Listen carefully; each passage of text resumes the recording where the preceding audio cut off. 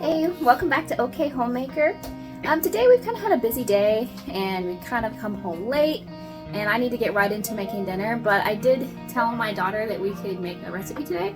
So while I'm making dinner, she's gonna go ahead and take control there on the recipe we're making. What are we making? Round cookies.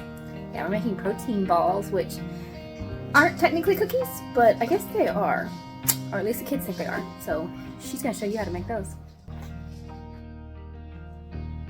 All right, the first thing that my daughter's going to do is she's going to add a cup of oats. I used old-fashioned oats, but you could also use quick oats in this recipe. I'm always, when working with my kids in the kitchen, testing to see if they remember things. So, hey, this is a 1-cup measuring cup, so where is the half cup? So she's just always double checking that, and that's always being reinforced to her, so that learning is always naturally just happening continuously in the kitchen. So we have half a cup of peanut butter here, and you could use other nut butters if you prefer or you have an allergy in your home. Then we have half a cup of chocolate chips. We used semi-sweet chocolate chips in here.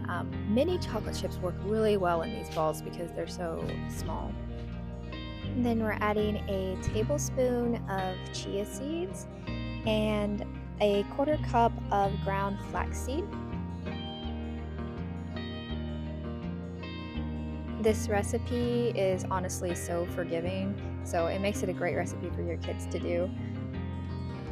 And of course, we always have extra hands and helpers in this house. So here's my son, and he's adding a 1/4 cup of collagen, and my daughter is adding a 1/3 cup of honey.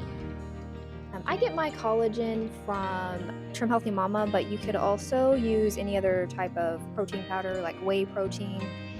In this recipe, it's really good for that. So those are all of our ingredients, and we're just going to mix it up. This is obviously my kids' favorite part because they get to do this. It's a lot of fun, and it's really easy, and you don't even need the mixer for this recipe, but it's just an easy thing for the kids to do. It's really easy to mix this by hands as well. And as far as consistency, you just want that to be able to form that ball. You don't want it to be too wet or sticky, and you don't want it to be too dry and crumbly. I can usually manipulate this fairly easily by adding more peanut butter if it's not coming together, or even just a little bit more honey as well. All right, so we put that in the refrigerator to chill, and then I'm just going to continue making my dinner here. We are having Salisbury steak and mashed potatoes for dinner tonight. This always feels like a more hands-on dinner, but it's always worth it. This is one of our favorite meals. And usually whenever the kids are helping in the kitchen, I make it a point for them to help clean up and wash the dishes as well, but their dad had a fun project for them to do outside, so she wanted to go join them on that. So I happily just cleaned up the kitchen and finished making dinner. And I'll just quickly explain what I'm doing here. We had, this was the pan I used to cook the meat, and then I added the mushrooms and some onions, some broth. There's a little bit of flour in there that I used with the oil at the beginning. So basically I was just making a gravy for my Salisbury steak. And then in my little spare time here, I'm getting my husband's coffee ready for the next morning. You know what they say, a successful morning starts the day before. So I'm getting that ready for him. And then just to thicken up this gravy, I'm going to be using this glucomannan. I like to use this as a thickener when like a gravy or something needs a little bit more thickness, rather than adding more flour or doing something like cornstarch or something. And then once my gravy had been thickened, I added back my meat patties just to kind of simmer and finish cooking through the rest of the way. And then I'm finishing up making the mashed potatoes. I always add like the water that the potatoes were cooked in mixed with a little bit of chicken bouillon to mix that together.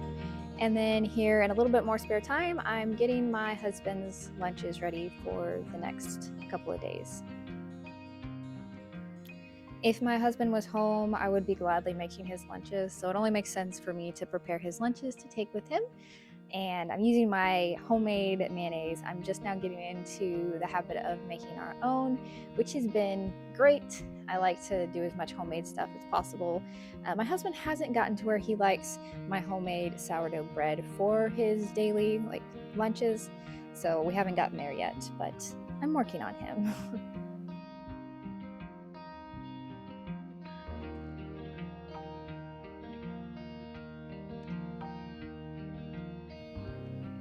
And now we're finally getting ready to eat dinner. It's always been a goal of mine to eat at the table all together as a family as much as possible. I wanted this long before I even had children, so we do make it a habit of always sitting down together to eat together, pray together, eat together. It's an excellent family time. We love it. So like I said, this is one of our favorite dinner meals that we have. I also like that, there's nothing like pre-made or really difficult about this recipe. It's really easy and straightforward.